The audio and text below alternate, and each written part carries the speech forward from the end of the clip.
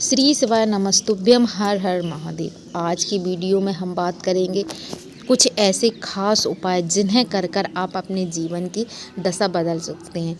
दोस्तों, आज के समय में हर व्यक्ति परेशान है, हर किसी के पास कुछ ना कुछ समस्या है और अपनी समस्याओं में व्यक्ति इतना उलझा हुआ रहता है, इतना ज़्यादा परेशान हो जाता है कि इसके चलते लोग डिप्रेशन में भी जा रहे हैं। तो आज के वीडियो में ऐसे कुछ खास अचूक उपाय बताऊंगी जिनके करने से आपकी समस्याएं बहुत जल्दी ही सॉल्व हो जाएंगी। दोस्तों, सिर्फ उपायों के करने से ही लाभ नहीं होता है, इसके साथ हमें अपने कर्तव्य का पालन पूरी निष्ठा भावना से करना चाहिए और हमारे जो कर्म हैं उन पर भी हमें ध्यान देना चाहिए कि हमें हमेशा अच्छे कर्म करना चाहिए। कभी भी किसी के साथ कुछ भी गलत नहीं करना चाहिए, क्योंकि जब हम किसी का मन दुखी करते हैं, किसी के साथ कुछ भी गलत होता है तो उसका दुष्प्रभाव हमारे जीवन पर ज़रूर किसी न किसी रूप में उसका प्रभाव हमारे जीवन पर आता ही है। तो अपने कर्मों पर ध्यान दें और अपने कर्तव्यों का पालन पूरी निष्ठा भावना से करें। साथ ही भगवान का ध्यान करते रहें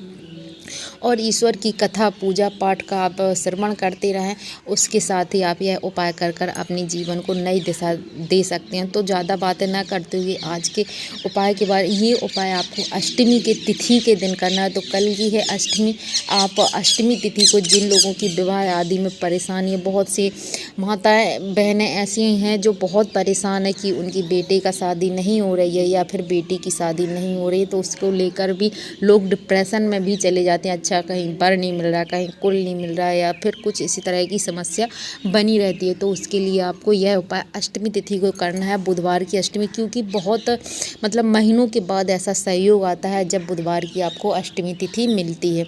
तो अष्टमी तिथि को आपको थोड़ी सी हल्दी लेकर महादेव के मंदिर में जाता है। महादेव के मंदिर आप डेली प्रतिदिन नित्य प्रतिदिन जाइए। बहुत से लोग ये भी कहते हैं कि क्या सिर्फ एक लोटा जल चढ़ाने से सब कुछ ठीक हो जाता है। तो आपको बता दें, एक लोटा जल चढ़ाने से सब कुछ ठीक नहीं होता है। ये मैं भी कहती हूँ कि सब कुछ ठीक नहीं होता है, लेकिन अगर आपके कर्म अच्छे हैं, आप अपने कर्तव्य सही से पालन कर रहे हैं तो भगवान की कृपा, अगर आप भगवान के मंदिर रोज़ जाते हैं और श्रद्धा भावना से, किसी भी बुरी भावना से नहीं जाते हैं, किसी दूसरे का बुरा नहीं चाहते हैं, तो ईश्वर एक ना एक दिन, ईश्वर तो है ये संसार में, ये बात तो ना आप सभी मानेंगे ही।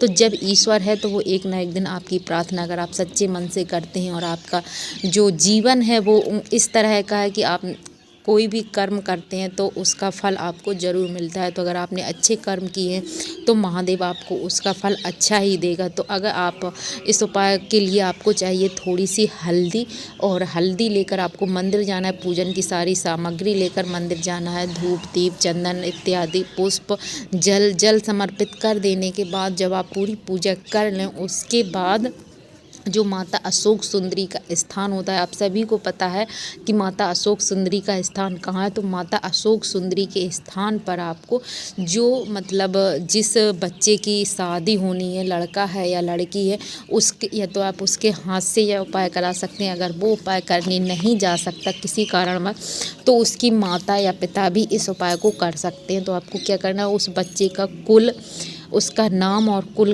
गोत्र, ये तीनों बोलते हुए श्री शिवाय बोलने के बाद आपको श्री शिवाय नमस्तुभ्यम मंत्र बोलना है और 7 बिंदी माता अशोक सुंदरी के स्थान पर लाइन से आप एक बिंदी, फिर दूसरी बिंदी बनाएंगे, तीसरी बिंदी, चौथी, इस तरह से 7 बिंदी आपको बनानी है। फिर जब आपने उसी बच्चे के हाथ से जब बिंदी बनवा दें या फिर आपने खुद बिंदी लगाई है महादेव के मंदिर में, वो बच्चा किसी कारण बस मंदिर नहीं जा पाया, तो आपने इतना कर दिया, उसके बाद आप वापस घर आएंगे। फिर उसी हल्दी से आपको उस बच्चे के हाथ, उस लड़की के या लड़का के दोनों हाथ पीले करके पीपल के वृक्ष के पास आपको जाना है और उसमें उस हाथ के छापे बनवाने हैं, दोनों हाथों के छापे बनवा दीजिए। बस इतना सा आपको कार्य करना है। यह एक उपाय करने से आपके बच्चे की जो विवाह आदि में समस्या है वो समाप्त होगी और बहुत जल्दी ही उसका विवाह हो जाएगा इस एक उपाय के करने से। तो आपने उपाय ध्यान से सुन लिया होगा, मुझे आशा है समझ भी लिया होगा। तो इसी तरीके से आप उपाय कर सकते हैं। दूसरा आपको उपाय बता दें, ये आप अष्टमी तिथि के दिन कर सकते हैं या फिर किसी भी दिन किसी भी महीने में कभी भी यह उपाय किया जा सकता है। इसके लिए आपको चाहिए पीपल के पत्ते। आप पीपल के पत्ते लाइए और उससे दोना बना लीजिए। दोना किस तरह बनाना है, छोटी छोटी सी आप कोई भी पतली पतली सी लकड़ी लीजिए और उससे दोना बना लीजिए। दोना इस तरीके से बनाएं कि उसमें जो जल आप भरेंगे तो वो जल बहे ना। अब आपको लेने हैं 7 चावल के दाने। ध्यान से सुन लीजिएगा, बहुत ही महत्वपूर्ण बात आपको बताई है।